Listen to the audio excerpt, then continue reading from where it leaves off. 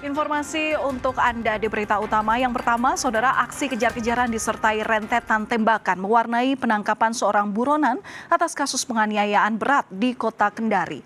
Pelaku yang juga diketahui sebagai bandar sabu dapat diringkus usai mobil yang dikendarainya menabrak pagar rumah warga.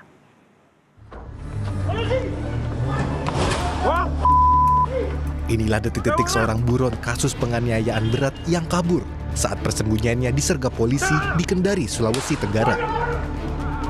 Kendati tembakan peringatan sudah dilepaskan, namun pelaku masih nekat tancap gas.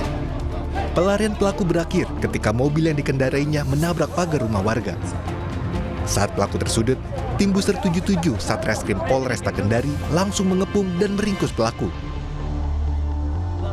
Dalam penggeledahan, polisi menemukan berbagai senjata tajam yang diduga digunakan pelaku serta senapan angin modifikasi dan satu butir amunisi kaliber 5,5 mm.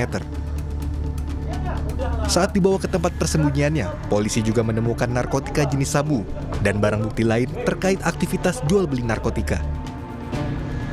Tersangka dia mau mengambil barang tersebut untuk melakukan perlawanan terhadap kami. Yang dimana kami berhasil mengamankan duluan si tersangka dari pintu supir mobil tersebut yang mobil Civic warna putih. Akhirnya kami penggeledahan didapati di kantong sebelah kanannya 2 plastik narkoba. Setelah ditangkap, pelaku langsung dibawa ke Polresta Kendari untuk menjalani pemeriksaan lebih lanjut atas kasus penganiayaan berat dan dugaan keterlibatannya dalam pengedaran narkotika. Sylvia Sakia, Kompas TV, Kendari, Sulawesi Tenggara.